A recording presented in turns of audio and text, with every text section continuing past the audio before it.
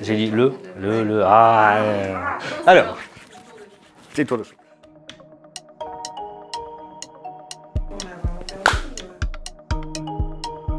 Je m'appelle Nicolas Quézel, je suis ingénieur en patrimoine. J'ai été embauché en 2005 et j'occupe ce poste depuis 2014.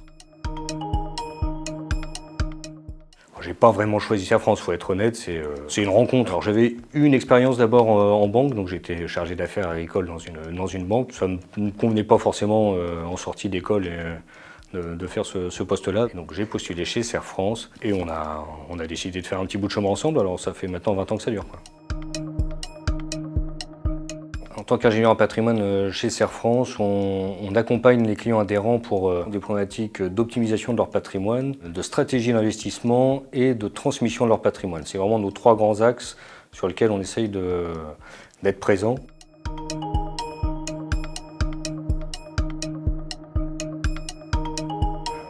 Alors je suis passé de chargé d'affaires agricole à conseiller en gestion de patrimoine ou ingénieur patrimoine en interne, par une ouverture de poste à ce moment-là, sur lequel j'ai postulé et j'ai pu être retenu. Ça, c'était la partie peut-être la plus facile. Et puis après, le vrai travail commençait parce que derrière, il y a eu une formation qui a été financée par Cerfrance.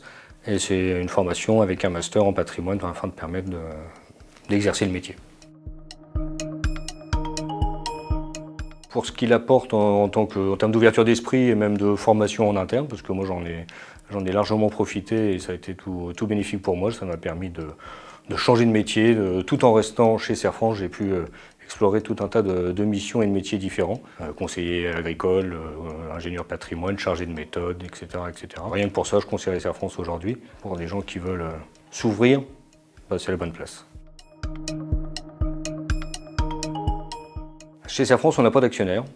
Ça peut paraître un détail, mais ça change aussi pas mal de choses dans la gouvernance même de l'entreprise. Nos clients adhérents sont aussi ceux qui, au final, décident du fonctionnement de l'entreprise. Et ça change beaucoup de choses quand on les rencontre et quand on peut discuter avec eux, parce qu'on parle de leur projet, mais on parle aussi de l'entreprise. C'est un échange gagnant-gagnant. Alors sur le métier du conseiller en patrimoine ou d'ingénierie patrimoniale, on est vraiment situé sur quelque chose de complètement différent par rapport à nos concurrents ou les gens qui font du conseiller en patrimoine autour de nous. Si on développe un peu, on est à la croisée des chemins entre ce que ferait un ingénieur patrimoine d'une banque, un notaire et un conseiller en gestion de patrimoine indépendant. Voilà, on fait pas tout ce qu'ils font pas, mais on globalise tout ce qu'eux font déjà. Tous les clients adhérents du Cerfrance sont nos clients, donc on n'a pas de sectorisation ou de métier particulier, donc ça peut très bien aller de l'exploitant agricole, du chef d'entreprise, évidemment, et même du retraité qu'on suit une fois que l'entreprise a été cédée ou transmise. En patrimoine, on continue à suivre ces personnes-là et à les conseiller. Il y a un vrai challenge qui est, selon moi, en tant qu'ingénieur en patrimoine ou conseiller en patrimoine, c'est vraiment de réussir à prendre de la hauteur et à se détacher des sollicitations quotidiennes, des tâches du quotidien qui sont parfois évidemment prenantes et auxquelles on veut répondre tout de suite. On a un métier d'accompagnement sur le long terme. Cette prise de hauteur, moi, me paraît essentielle. Alors moi, le travail en équipe, ça m'apporte tout parce que c'est ce qui est le plus intéressant. Je ne me vois pas travailler seul dans mon coin en me disant c'est super, j'ai réussi une mission, j'ai réussi telle chose. Ça n'a pour moi pas beaucoup de sens à titre personnel. Donc vraiment, le travail en équipe, c'est mon quotidien et c'est aussi ce qui me permet de me dire que je suis content de me lever le matin, quoi.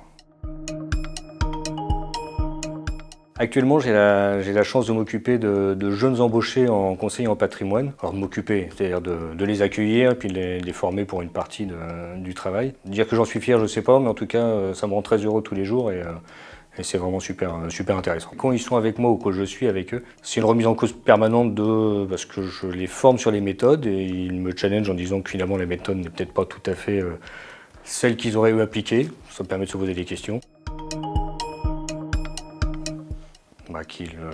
Qu'il envoie son CV.